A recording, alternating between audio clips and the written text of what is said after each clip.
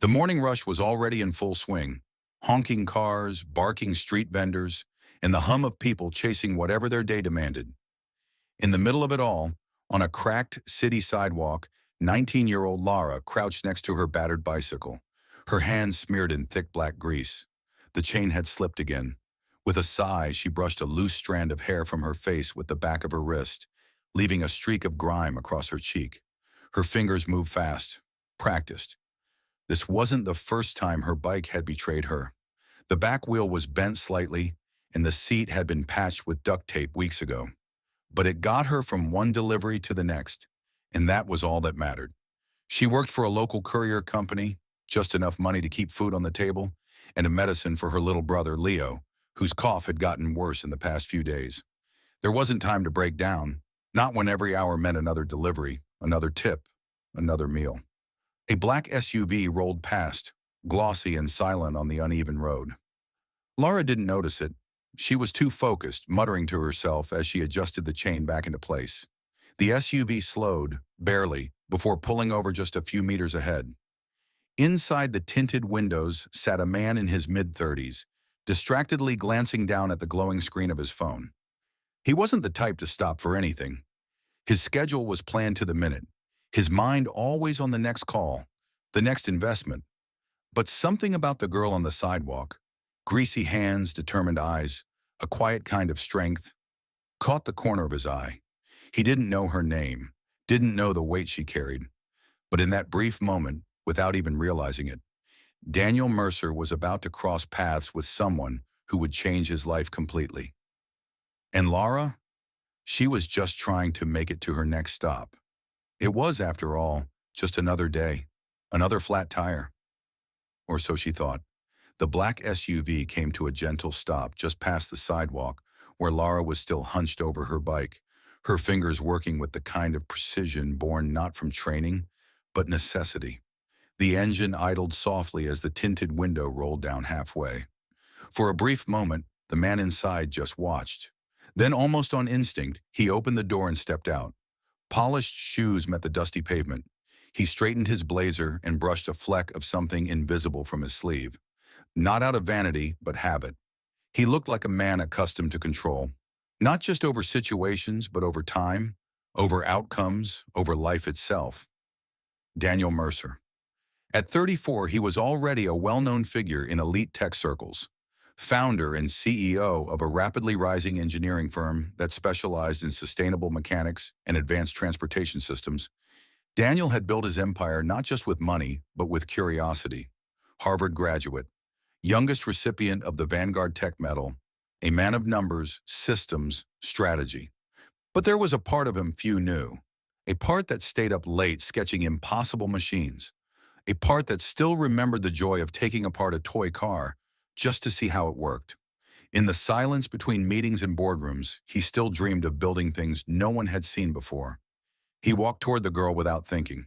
"Hey," he said, voice calm but clear. "Need a hand?" Lara looked up, squinting slightly at the sun behind him. Her eyes scanned the pressed shirt, the expensive watch, the car behind him. Then she went right back to the bike. "I've got it," she said shortly, her voice neutral but firm. Daniel paused, a little caught off guard by her confidence. Most people shifted around him, eager to impress, to gain favor, to be seen.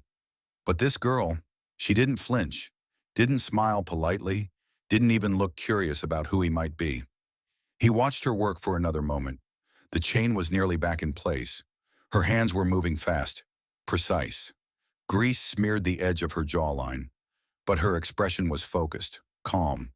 No panic, no performance. "I'm just saying," Daniel added, trying again, "that thing looks like it's been through a war." "So have I," Lara replied, tightening a bolt without looking up. "Still works, though." A small smile tugged at the corner of Daniel's mouth. He could have gotten back in his car. He should have. But something told him. This wasn't the end of their conversation. It was only the beginning. Daniel didn't say another word. He simply stood there, hands in his coat pockets, watching as Lara worked with a focus so complete, it was almost meditative. The world around her, passing cars, curious glances, the low hum of city chaos, seemed to fall away, as though nothing else existed except the stubborn chain and her will to fix it. Her fingers were swift, her grip firm, each movement deliberate. She didn't fumble, didn't hesitate. She tilted the bike slightly, spun the pedal forward, and with a subtle click, the chain snapped back into place. It was the kind of fluid, natural skill that couldn't be taught in classrooms or tutorials. It was earned. Daniel tilted his head slightly, genuinely impressed. He'd worked alongside some of the best mechanical minds in the world, MIT engineers, Silicon Valley inventors, European prodigies, and yet none of them ever fixed anything with the kind of quiet urgency Lara did. Her hands didn't just repair, they understood. She wiped the grease on the edge of her jeans and gave the wheel a final spin. Smooth, secure. Daniel couldn't help himself. "Where did you learn to do that?" Lara finally looked up, meeting his eyes for the first time. There was no awe in her gaze, no sign of intimidation. If anything, her look was steady, measured, even a little wary. "Life teaches," she said simply. 2 words, no embellishment, no self-praise. And yet, to Daniel, it felt like the most honest sentence he'd heard in years. Most people he knew would have dropped brand names, certifications, inflated resumes. But she credited survival, experience, the raw, unpolished kind of education that only hardship could offer. He nodded slowly. "That it does." Lara stood, brushing off her hands. The grease remained, like war paint. Her bike was fixed, her job still waiting, and she had no time to chat with strangers in tailored suits. But for a moment, just a heartbeat, there was a silence between them. Not awkward, not forced, a shared stillness. 2 people from completely different worlds, bound however briefly by a broken chain and a quiet truth. The air between them still held that strange, electric quiet. Neither of them moved for a moment, Lara standing tall beside her battered bike, Daniel just a few steps away, hands still buried in his coat pockets, watching her like she was a puzzle no one had bothered to solve. Then, almost as an afterthought, Daniel reached into his jacket. He pulled out a slim, ivory-white business card, clean, embossed with silver ink. It carried only the essentials. Daniel Mercer, a phone number, and the minimalist logo of his engineering firm, Mercer Dynamics. He held it out with an easy gesture. "In case you ever need anything, or feel like fixing something a little more complicated." Lara looked down at the card, then back up at him. Her expression didn't soften. If anything, it hardened slightly, the lines of her jaw setting into quiet defiance. "I'm not like your kind," she said flatly. Daniel's hand faltered just a little. "What kind is that?" She nodded at his polished shoes, his expensive coat, the sleek SUV still idling nearby. "The kind that thinks a business card can change someone's life." There was no venom in her tone, just truth. Simple, sharp, and unsentimental. Daniel could have defended himself, could have said he wasn't trying to save her, or that he saw potential, or any number of corporate-friendly phrases he'd used 100 times before. But instead, he smiled. Not the public smile he used in press photos or investor meetings, a smaller one, more human. "I wish I were more like you," he said quietly. That made her pause, just for a second. She studied him, this man with money in his veins and careful words on his tongue, and found nothing fake in his eyes. But still, her life had taught her not to reach for hands extended from cars she couldn't afford, or promises she hadn't asked for. Lara shook her head, slung one leg over the bike, and with a quick push began to pedal away. She didn't look back. The card remained in Daniel's hand, untouched. But for the first time in years, it didn't feel like a failed offer. It felt like the beginning of a story he didn't yet understand. The next morning dawned like any other. Lara was already up before sunrise, packing deliveries into her worn-out courier bag, rubbing sleep from her eyes as she brewed a half cup of instant coffee in the shared kitchen of her cramped apartment. She hadn't thought about the man in the suit. Not really, just another brief, strange moment in a city full of them. But across town, the internet had other plans. While she pedaled through traffic, dodging potholes and honking drivers, a video was making its rounds online. Shot from across the street, it captured the entire interaction. Lara hunched over her bike, grease on her face, working with calm precision. The man in the suit, Daniel, approaches, says something, offers help. She waves him off. He offers his card. She refuses, then rides away without a second glance. Someone had added a caption, bold and catchy, "Wealthy man stunned by girl fixing bike like a boss." And the internet loved it. Within hours, the video racked up thousands of views, then millions. It hit TikTok's For You page, jumped to Instagram Reels, Reddit threads, and Twitter timelines. Memes appeared, edits with dramatic music, captions like, "She's not like the other girls," and "Queens don't need saving." Lara didn't even know she'd been filmed until her phone started blowing up. Her coworkers sent her the clip in disbelief. "Is this you? You went viral, girl." But the notifications didn't feel like celebration. They felt like exposure. She hadn't asked for any of this. By noon, someone had found her full name. By evening, they located her delivery company. Strangers left comments on her old photos. "You're a legend.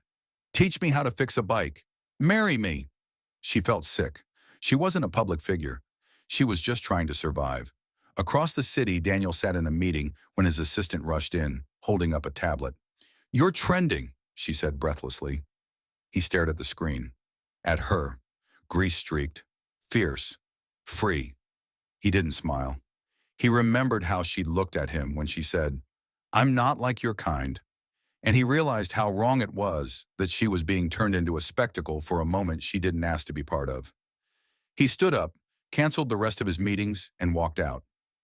"Where are you going, Mr. Mercer?" someone called after him. "To find her," he muttered, because now the whole world had seen her, and he just wanted to know her. The courier center was tucked behind a chain-link fence in a forgotten corner of the city. Part warehouse, part bike graveyard.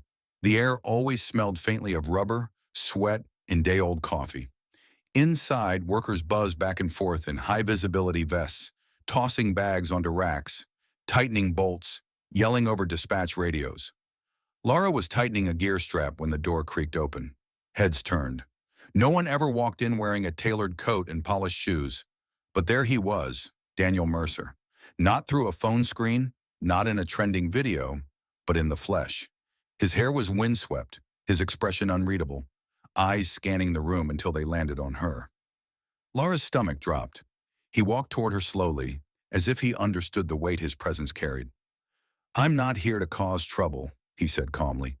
"I just want a word." She wiped her hands on a rag, standing to meet him. "Congratulations. You found me. What now? Another viral moment?" Daniel shook his head. "No cameras. No audience. Just me." He pulled a folded paper from his coat pocket. It was a blueprint, grease-smudged, annotated, technical. "I run a private garage. We design machines, custom engines, sustainable models, prototypes. I saw the way you handled that bike, and I've never seen hands move like that outside a lab." Lara blinked. "What are you saying?" "I'm saying," he replied, "come work with me, full-time, paid, proper tools. You're a mechanical genius, and I'd be lucky to have you on my team." Her laugh came out dry. "You don't even know me. I know talent when I see it." She crossed her arms defiant. "You think just because you've got money, you can show up and buy me out of here?" "No," he said, gently but firmly. "I think you deserve more than this place, and I think you know it too." For a moment, she said nothing. The room had gone quiet. Eyes watched from behind bike frames and delivery lockers. But Lara didn't care about the whispers. What she did care about was her brother Leo. The prescription refill was due next week. The last bottle was almost empty. The discounted meds were no longer working. She'd done the math. Her pay wasn't enough. Not anymore. And standing in front of her was an open door. "I don't want your pity," she said. "You're not getting it," Daniel replied. "You're getting an opportunity, if you want it." Silence. Then finally she exhaled. "I'll think about it." He nodded. "That's all I ask." As he turned to leave, she glanced down at the blueprint he'd left behind. Some part of her already knew. This wasn't just about machines. It was about building something bigger. The next morning, Lara stood in front of a nondescript steel building tucked between two warehouses, far from the polished glass towers where Daniel normally operated.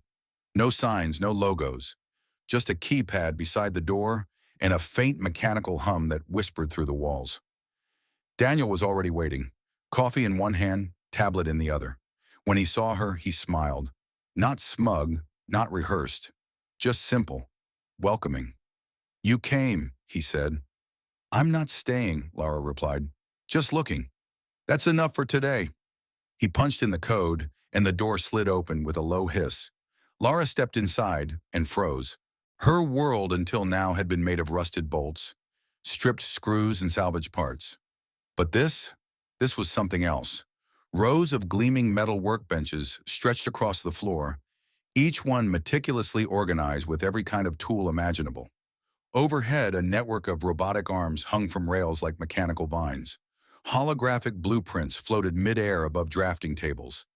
Engines sat in various states of assembly, humming softly like they had heartbeats. Her breath caught in her throat. It wasn't just impressive, it was sacred.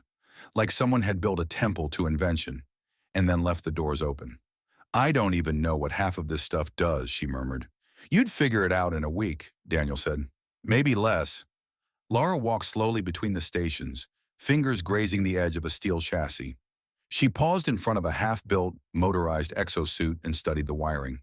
Then she turned. "What do you want from me?" Daniel didn't flinch. "Nothing." She raised an eyebrow. He continued, steady and sincere. "You've been surviving your whole life, fixing what's broken just to keep going. But what if, for once, you didn't have to survive? What if you could build?" Lara folded her arms, still guarded. "And you're just giving that to me out of the kindness of your billionaire heart?" "No," he said. "I'm not giving you anything. I'm asking to invest. In you.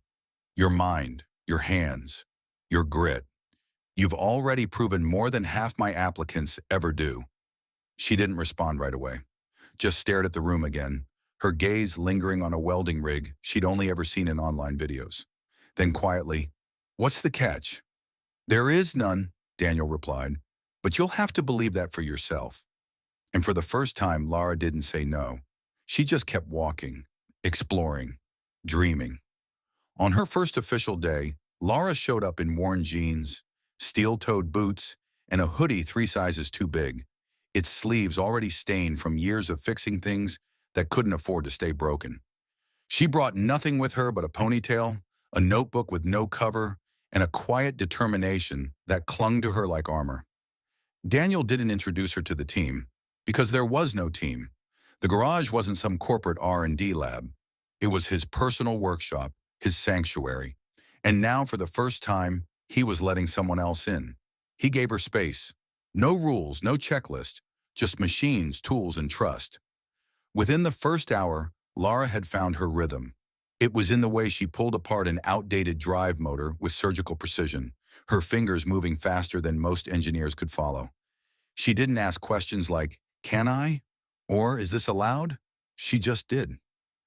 By the end of the first week, she had modified an experimental rotor to produce 18% more torque. Daniel had to triple-check the math himself. "You didn't learn this on YouTube," he said, watching her solder a new regulator into a custom microcontroller. Lara smirked without looking up. "Nope. Junkyards and city alleys. Best classrooms around." Her confidence wasn't loud. It didn't need to be. It came from repetition, from failure, from rising again and again with no applause. But here in this temple of tech, that confidence began to bloom. Daniel took notice. He started showing her more. Diagrams he'd locked away. Prototypes still in theory stages. One afternoon, he placed a blueprint in front of her, unlabeled and messy. "What would you change?" She didn't hesitate. "This joint will fail under load. You've got torque stacking up here, but no release buffer." He blinked. She was right. Not once had she asked for a raise or a title or recognition. She only cared that the work was real, that her hands were doing something that mattered. By the second week, Lara was staying late, not because she had to, but because she wanted to. She moved through the workshop like it was a part of her, grease under her nails, sparks in her eyes. And Daniel? He realized something startling.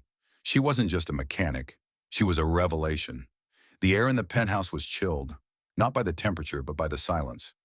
Daniel stood near the floor-to-ceiling windows, gazing out over the city. The skyline twinkled like a sea of cold stars. Behind him, heels clicked against marble as Victoria entered, fresh from an event he'd forgotten to attend. She held a designer clutch and a grudge. "You weren't at the fundraiser," she said, her voice tight. "I had work," Daniel replied without turning. "With who?" she snapped. "Her?" That caught his attention. He turned slowly. Victoria's expression was sharp, eyes narrowed like glass ready to crack. She was wearing a gown worth more than most people's salaries, perfectly styled, perfectly posed, but seething underneath. "I saw the video again," she said, crossing her arms. "And then I saw the workshop's logs.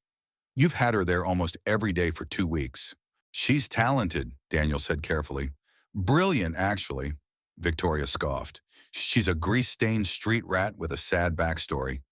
"You're the CEO of an engineering firm, Daniel. You're engaged to me. What kind of image does it give when you're parading around with someone like that?" Daniel didn't reply, not because he didn't have anything to say, but because her words felt like static in his ears. "She's not someone like that," he said finally. "Oh, really? Then what is she?" Victoria stepped closer, voice laced with disdain. "Because from where I'm standing, she's nobody. No pedigree, no connections, no value to your life except whatever project she is to you." Daniel's jaw clenched. He'd known Victoria for years. She came from a similar world. Private schools, corporate dinners, boardroom smiles. Their engagement had made sense on paper. Two powerful names, merging legacies, ticking boxes. But her words now, they didn't just sound cruel. They sounded hollow. "She has more integrity in one greasy fingernail than anyone in those ballrooms," he said, voice low. Victoria blinked. "Excuse me? I'm not excusing anything anymore." Silence fell again, heavier this time. Victoria stood motionless, but something in her eyes trembled. Daniel didn't yell. He didn't explain further. But deep inside, something was beginning to shift. He had built his world with logic and legacy, but now logic felt cold, and legacy felt empty. He didn't say it out loud, not yet, but for the first time he wondered, what if the real future wasn't with someone who fit the world he'd built, but someone who made him want to build something new? The sky cracked open without warning. One minute, the city hummed under a blanket of gray clouds. The next, rain poured down in heavy sheets, drenching sidewalks, flooding gutters, and blurring car windows into watercolor paintings. Daniel was driving back from a meeting, alone behind the wheel for once. The rhythmic swipe of the wipers the only sound inside the cabin. He wasn't thinking of work. His thoughts lately had drifted more and more toward a certain workshop, and the girl who now moved through it like she belonged there. As he turned onto a side street, his headlights caught a figure in motion. Head bowed, hoodie soaked through, sneakers splashing in shallow puddles. Her delivery bag was slung over one shoulder, weighted down, her pace steady despite the rain. "Lara." Without hesitation, Daniel pulled to the curb and rolled down the passenger window. "Lara!" he called out through the downpour. She stopped. For a second, she just stood there, blinking through the rain. Her eyes met his through the streaked windshield. She didn't move. The rain clung to her like a second skin, her breath visible in the cold air. He leaned across the seat. "Get in." She hesitated. Then wordlessly, she opened the door and climbed inside. Rainwater dripped from her clothes onto the leather seats. Neither of them spoke as Daniel handed her a dry towel from the back seat.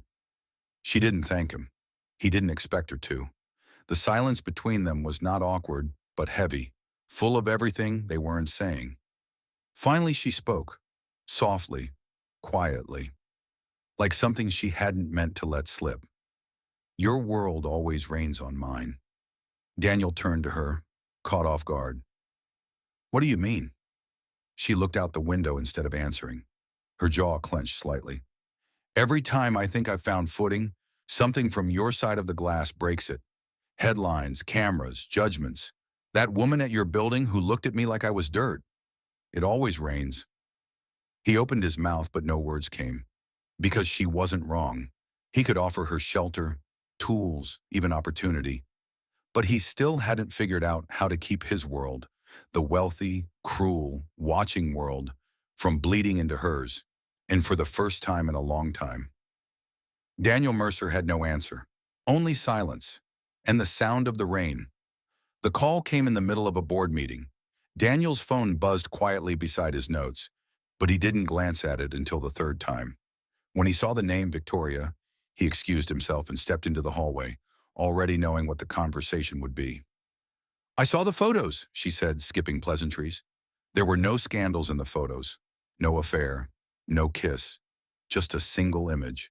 Daniel and Lara in the workshop, grease on their hands, smiling over an open engine, lit by the soft glow of a work lamp. But the look in his eyes told the whole story. "I think we both knew this was coming," Daniel said gently. Victoria laughed, but there was no humor in it. "You're throwing everything away for her?" "I'm not throwing anything away," he replied. "I'm walking toward something real." "So that's it," she hissed. "You end an engagement like a canceled meeting?" His voice remained steady. "There was never love between us, Victoria. Not the kind that survives." And with that, it was done. Word spread fast. The media latched on within hours, hungry for clicks. Tech millionaire ends engagement to heiress. New girl from the streets? Headlines flared across screens. Photos of Lara were dug up and plastered online. Every greasy fingerprint she'd ever left behind was now a viral talking point. Lara saw the news while sitting on the workshop floor, tightening a bolt on a generator prototype. The phone in her pocket buzzed with message after message. Some from friends, others from strangers, all asking the same thing. "Is it true?" Her fingers stilled. The article used her name, called her the street girl, called her the reason, speculated on a ring that never existed, reported on a love story she had never agreed to be a character in. Her throat tightened. She looked around the workshop, the place that had become her sanctuary, and suddenly it didn't feel like hers anymore. She didn't text Daniel. She didn't yell or wait for him to explain. Instead, she took off her workshop ID badge, placed it carefully on the table, and scribbled a note with 4 words. This was too much. Then she walked out into the night. No umbrella, no goodbyes, just the quiet ache of someone who didn't want to be rescued, but ended up a headline anyway. And the proposal? It never happened, because what Lara wanted wasn't a diamond or a spotlight. She just wanted peace. For the first few days, Daniel thought maybe she just needed time. A week, maybe 2. She'd come back. She always came back. But the workshop stayed quiet. Her tools remained untouched. Her station, once filled with scribbled notes, open blueprints, and half-finished parts, now sat still, as if holding its breath. He texted, called, emailed. Nothing. The note she left behind sat in his desk drawer like a paperweight on his chest. This was too much. He read it over and over, trying to figure out where it had all gone wrong. He had broken off the engagement because it wasn't real, because Lara was. Wasn't that enough? Clearly, it hadn't been. The media circus hadn't died down.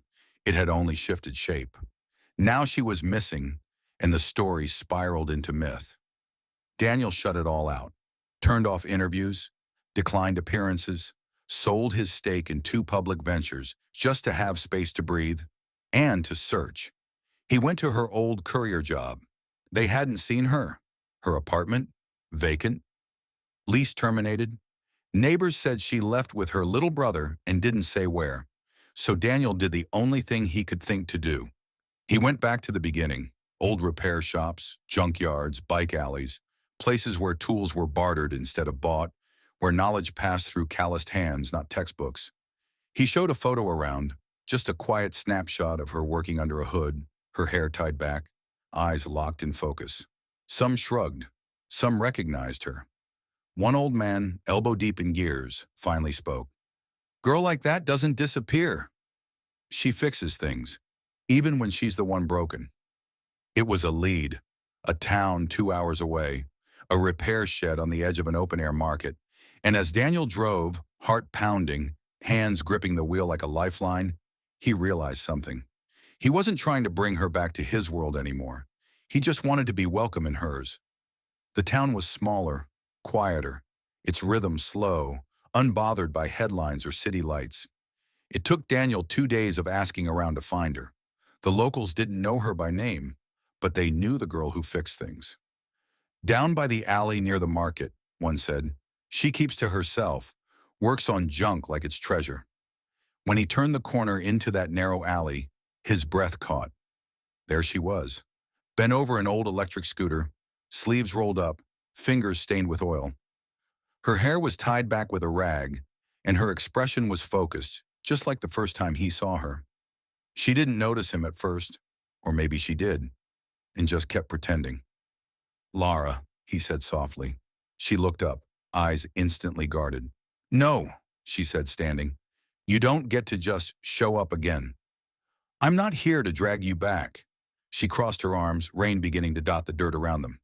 Then what are you here for? Another press stunt? A redemption arc for the millionaire with a heart? He shook his head. I'm not your boss anymore. I'm not a CEO. I'm just me. And I screwed up. She laughed bitterly. You didn't screw up. You just didn't realize I was a person, not a headline, not a symbol, not a story you could clean up with an apology and a bow. I know, he said. I do now. She turned, started to walk away. But then he did something that stopped her cold. He sat down. Right there, in the mud and gravel of the alleyway. No coat, no umbrella. The rain soaked through his shirt, through his pride. What are you doing? She snapped. Daniel looked up at her, soaked, shivering, and still. I'm not asking you to forgive me. I'm asking you to save me. Because with you, I learned how to fall and how to get back up. But I don't know how to do that without you. Lara's jaw tightened.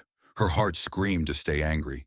But there he was, not polished, not perfect, just human. And for the first time, he wasn't offering help. He was asking for it. She stepped closer. The rain hit harder now, thunder rumbling above them. Her hand trembled as she reached down, hesitating just a second before her fingers wrapped around his. She pulled him up. Neither of them spoke. But sometimes reaching out says more than any apology ever could.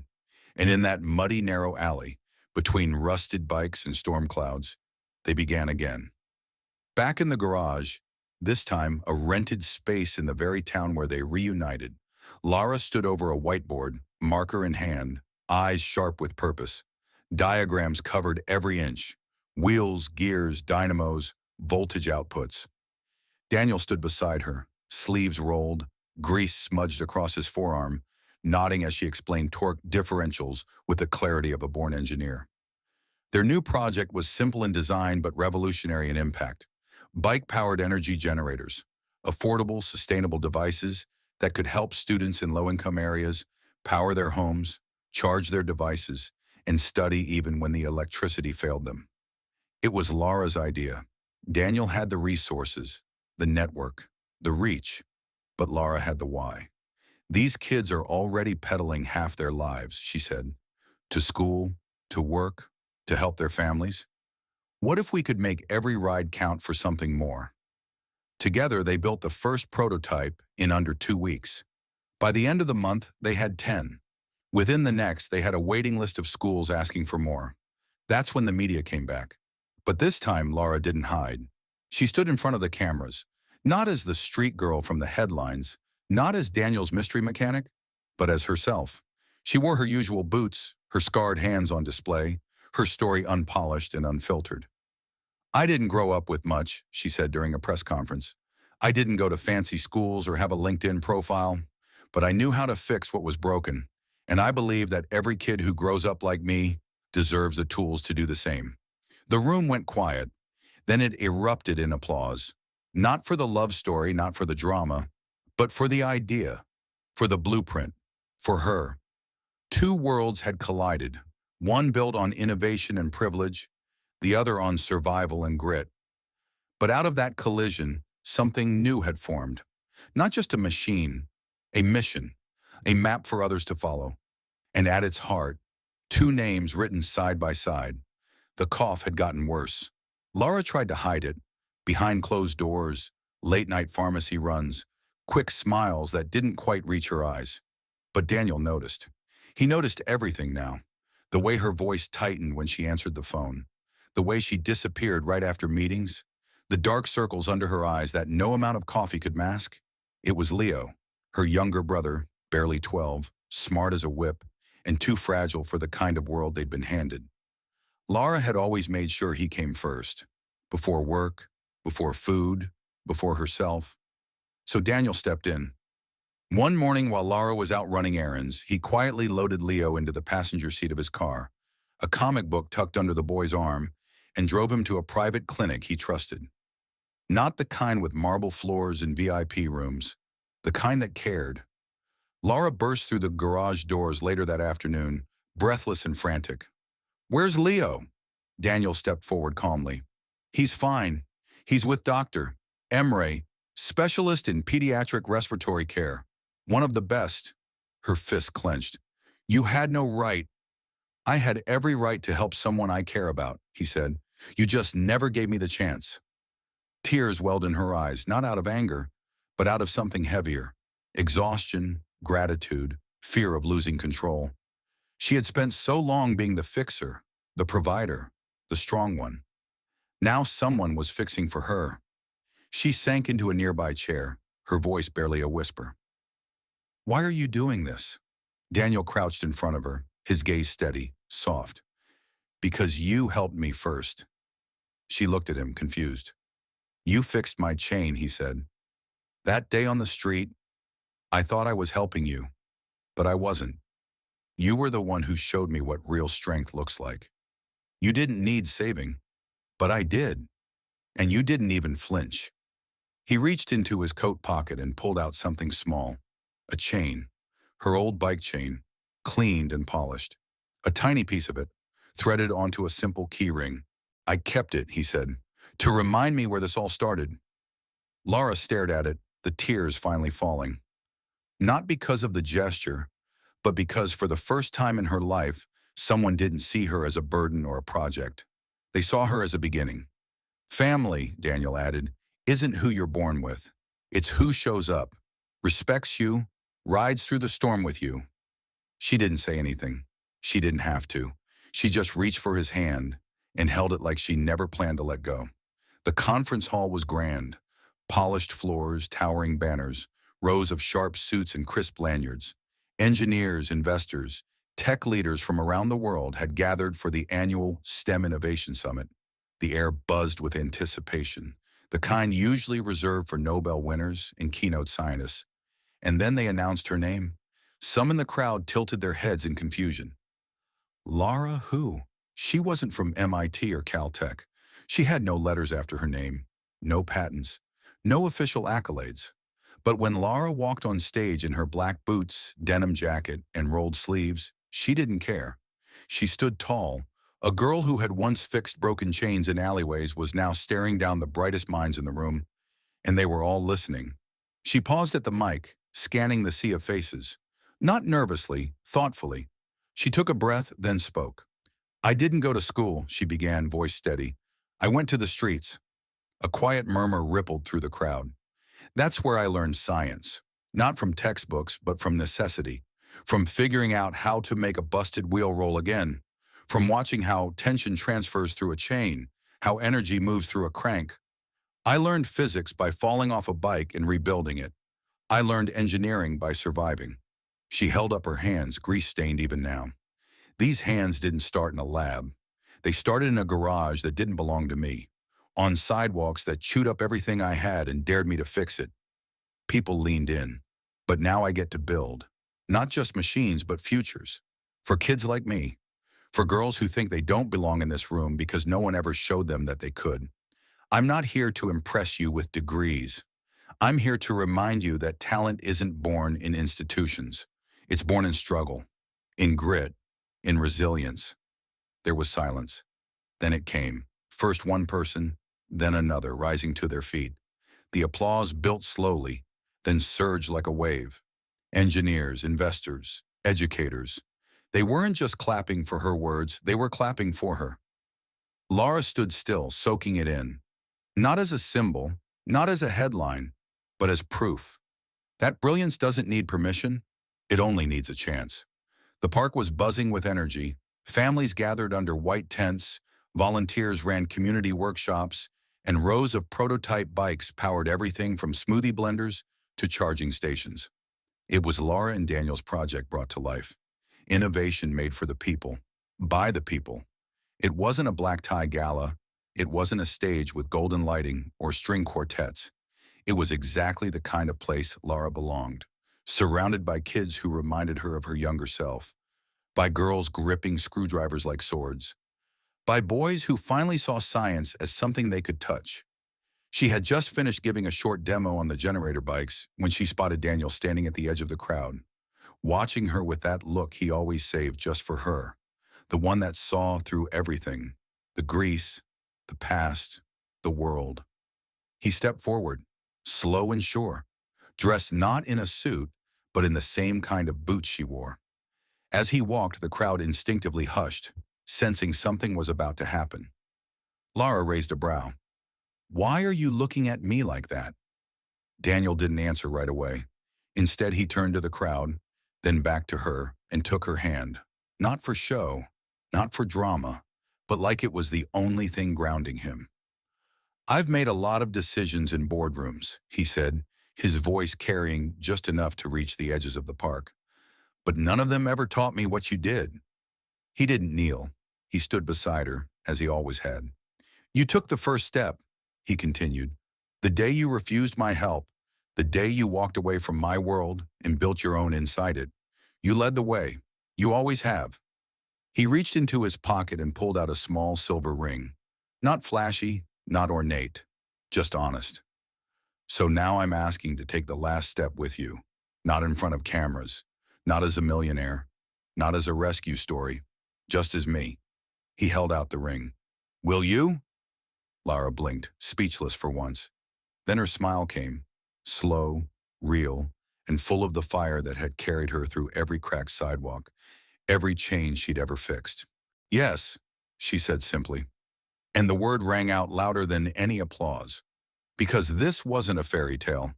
This was a partnership, built not on wealth, but on respect. Not on saving, but on walking forward side by side.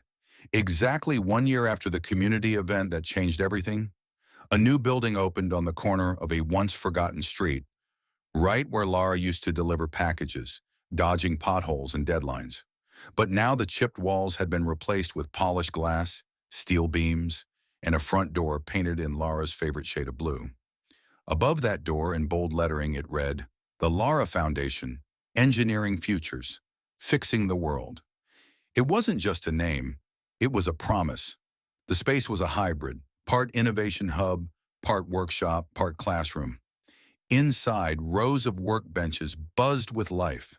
Young women soldered circuits, tinkered with engines, rebuilt broken parts not for grades or paychecks, but for the sheer joy of making something work. Some were high school dropouts, others refugees. Some had never touched a wrench before walking in. But here they weren't judged for where they came from. They were celebrated for where they were going. Daniel had helped fund the foundation, but Lara had designed every detail, from the open floor plans to the way the tools were stored, so no one would feel intimidated to pick them up. There were no glass offices, no barriers, just grease, gears, and guidance. At the entrance, engraved on a steel plaque next to the front door, was the quote that Lara insisted on including herself. "Change doesn't begin when something breaks. It begins when someone chooses to repair it." That sentence, born from her own journey, now stood as a beacon for every girl who stepped inside, doubting her worth. It told them that brilliance isn't about avoiding brokenness. It's about showing up anyway, and getting your hands dirty. Lara stood at the back of the room during the ribbon cutting, watching the girls laugh, argue, create. She didn't speak to the cameras. She didn't need to, because this wasn't about her anymore. It was about them. And the bikes? Well, they still lined the walls, wheels spinning freely, chains oiled, waiting to carry the next story forward. No church, no ballroom, no red carpet, chandeliers, or crystal flutes. Just a garage. The very one where Lara had rebuilt her confidence and Daniel had rediscovered what it meant to build with purpose. That's where they chose to get married, under flickering workshop lights, surrounded by the scent of engine oil, sawdust, and warm bread from the food truck parked outside. The guests were told ahead of time, no suits, no gowns. Wear your coveralls and don't be afraid to get your hands dirty. And they did. Mechanics, students, engineers, friends from both sides of their world showed up in oil-stained overalls, cargo pants, bandanas, and steel-toe boots. Instead of a string quartet, an old radio played soft indie tunes, cutting in and out between static and charm. At the front of the room, beneath an arch made of welded bike frames and scrap metal, stood Lara and Daniel. She wore a simple white jumpsuit, her sleeves rolled up and her hair braided with tiny gears woven in like beads. He wore a charcoal gray shirt with his sleeves also rolled, matching her oil-smudged grin with one of his own. Instead of vows written in poetic prose, they exchanged truths. "I don't promise to keep my hands clean," Lara said, looking into his eyes. "But I promise they'll always be building something with you." Daniel smiled. "I don't promise to have all the answers," he replied. "But I promise to keep showing up, even when it's messy, especially then."